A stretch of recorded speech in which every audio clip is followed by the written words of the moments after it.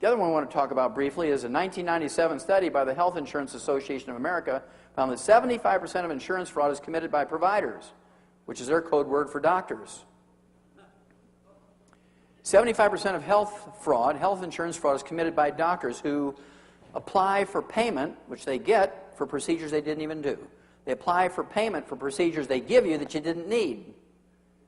They're the only profession or trade in America or the world where they don't have to go to a bank when they need extra money. They just send in a couple of claims to the insurance company pays them. There's not a single doctor ever goes to jail for that. Insurance companies write that off as the cost of doing business. Now, who pays for that? Each and every one of us as these premiums go up, as more and more doctors are doing these things. And they look at it as, hey, it's our money, we're going to get it anyway we have to. This came out in September of 1997. It was an article published in the Journal of the American Medical Association. Young doctors lack stethoscope skills, which is, the primary instrument of a doctor. Many new doctors steeped in high-tech medicine can't properly use a stethoscope. What they learned was they could just identify 20%. They could just identify 20% of heart problems that were presented to them. They could not identify 80%. How can you go to school for 14 years and not use a stethoscope? It's like an apprentice carpenter apprenticing for 7 years. How can you not learn how to use a hammer, right? Well, the reason why doctors don't spend any time learning how to use a stethoscope is because if they were to use a stethoscope to diagnose cardiovascular problems, and by the way, ladies and gentlemen, you can identify all cardiovascular problems with a stethoscope. It takes you an extra 10 minutes to listen to every square millimeter of the heart and the valves and the arteries and things, but you can do it. Gain the skills to do it, but then you make an extra $30 for a long office visit. But if they send you in for an angiogram or a CAT scan or an MRI or an ultrasound, guess what? They make $421 every time they send somebody in for those procedures. What's better, $421 or $30? Okay. You're beginning to get a picture develop here. Now this happens 3,000 times a year in America.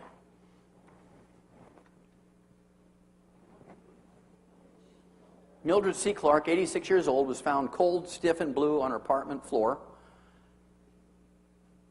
And the apartment manager got scared because he thought she was dead, so he called the paramedics, and they examined her. Yeah, she's dead. And so they called the coroner. He came out. Yeah, she's dead. So they put her in a body bag and shipped her to the Albany, New York Medical Center, which was associated with a medical school there in upstate New York. And so they sent an intern down to do the final exam before they wrote a death certificate on her, because you can't do an autopsy on somebody until they've had a death certificate.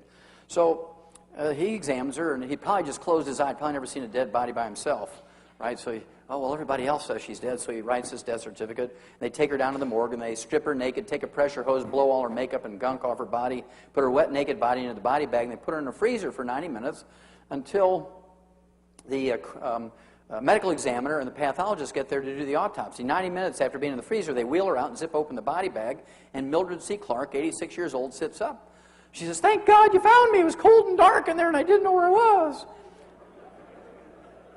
I mean, after 14 years of medical school, doctors can't even tell if you're alive or dead. That makes me nervous. And then according to Ralph Nader in January of 1993, big study, according to Ralph Nader, doctors kill each year in America 300,000 patients in hospitals alone each year as a result of medical negligence. 300,000 are killed each year in hospitals alone as a result of medical negligence. Each year in America, 1.3 million Americans are injured in hospitals as a result of medical negligence. Each year in America, 2 million are infected in hospitals alone as a result of medical negligence. And despite heroic round-the-clock nursing care and intravenous antibiotics, 90,000 to 100,000 of these 2 million each year die. In hospitals each year, 2.2 million people get what's called adverse drug reactions to the drugs that they are introduced to in the hospital, and despite heroic measures, 140,000 to 200,000 die every year. You add these up, ladies and gentlemen, that's 3.5 million to 4 million casualties killed, injured, and infected each year in hospitals by doctors each year. 3.5 million to 4 million killed, injured, and infected each year in hospitals by doctors. It's estimated to be double that outside of hospitals. Now, we're not talking about 3 people a year here. We're talking about a huge number of people. So, why do we go to doctors for health and longevity information? In 1999, doctors were believed to be the 8th top killer of Americans. Medical mistakes are the 8th top killer of Americans, behind cardiovascular disease, cancer, diabetes, Alzheimer's disease, gastrointestinal problems, liver problems, kidney problems, and doctors.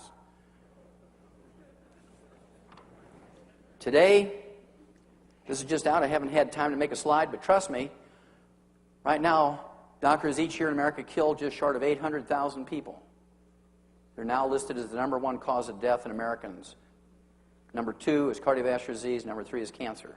Number 1 are doctor kills. Okay? Now, how do we deal with this?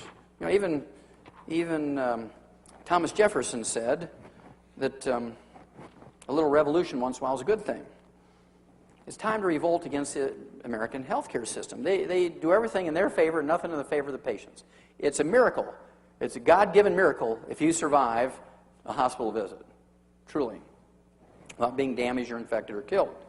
And so, how do we deal with this? Well, we've learned in other instances how to deal with these kind of problems when the industry is abusing us. For instance, 60 years ago, when the automobile industry began to abuse customers, you know, you go in for a $6 oil change 60 years ago, and you go to pick up your car. They say, well, it's $300. You say, why? That's my month's wages. What do you mean, $300?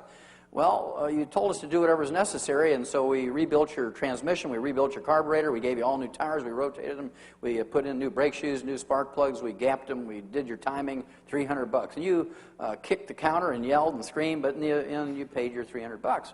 Well, people got tired of that, and so they started going to flea markets and junkyards and garage sales looking for parts for their car. And after a while, the demand for these parts and tools at garage sales and flea markets and junkyards became so great, these sources couldn't handle the demand anymore, so a whole industry popped up. How many of you have heard of Napa Auto Parts and Pep Boys and AutoZone and Schutz? And because now you can walk in, you can get any part you want, you can get any tool you want for working on your own car, this has turned out to be a huge industry. And that's because the automobile industry got greedy some 60 years ago, and now more people do it themselves.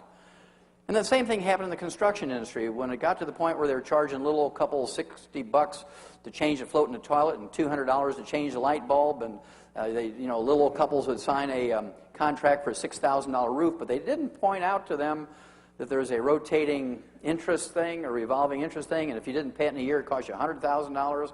And all these horror stories came out, so people began to go to junkyards and garage sales and flea markets looking for materials and tools to maintain and repair their own homes. How many remember back in the 50s and 60s when everybody had a table saw and a band saw and routers and all these tools, and you turn your garage into a shop and everybody began to do things themselves? Well, soon these sources couldn't supply the demand anymore, so a whole industry developed to supply the demand for people who want to maintain and repair their own homes. They're called Home Depot and Lowe's and Menards, and if you don't know how to put shingles on your own roof, they'll give you a free class. Okay? Well, it's long overdue that we rebel in the same way against the healthcare industry. We need to do more and more ourselves. With a little bit of education, 15 minutes of reading a night, listening to tapes or CDs in your drive around your car. In any particular instance, with 15 minutes of reading, you can do whatever a doctor does. It's that simple. For instance, a doctor has less than $100 worth of stuff in his examining room. He's got a blood pressure cuff, a stethoscope, he's got a thermometer, a little rubber mallet to see if you have reflexes. Well, if you walk in the examining room, I know you got reflexes. Now, if they carry in, I might want to test them, but if you walk in on your own, you're singing and dancing, I don't have to worry about that too much. They have a little AAA battery pen light, they look in your eyes and down your throat with, and that was given to them by some salesman for a pharmaceutical company. You can jerk it out of their pocket and look at it, and you'll say, oh, look at that, Pfizer. Okay? So they have less than $100 worth of stuff. You can go to a pharmacy or a grocery store and buy all that stuff yourself without a prescription. With the exception of ultrasound and radiation and CAT scans and MRIs, you can get just about any test that a doctor would send you to a lab or a hospital for. For instance, you can go and you can buy a little bottle of test strips to find out what your blood sugar and blood cholesterol is. You can get little test strips to find out if you have blood or sugar in your urine. You can get test strips to find out if you have blood in your bowel movement to do a screen for colon cancer and ulcerative colitis and maybe gastric ulcers. You can find out if you're pregnant or not. For $19.95, you can get a little test strip, you pee on it, and you find out if you're pregnant or not. 30 seconds, honey, I'm pregnant, kind of thing, right? 30 seconds, $19.95. You don't have to go get a physical exam, get a blood test, they charge you $150, and then you got to come back in 3 days for another $150 visit, so it winds up being like $500 to find out if you're pregnant or not. You can do it for $19.95. The one that I really find disgusting are the fertility clinics. You have to pay $25,000 up front before they even talk to you, because they might slip and give you a little information. So before the doctor will see you, you got to pay your $25,000, and then they'll start talking to you about what they can do to help you in a situation of infertility. Well, they want you to believe that they are the holders of all knowledge in this. Well, back when I was a kid, my dad only, 60 years ago, my dad only had a 4th grade education, and he knew how to artificially inseminate cattle back then. It was not a new thing. We've been doing it livestock for 75 years. Maybe longer than that in research, but out in the field practicing, any farmer could do AI or artificial insemination themselves. And, with a $2.95 basting syringe and a condom to collect semen, you can do it yourself for less than $5.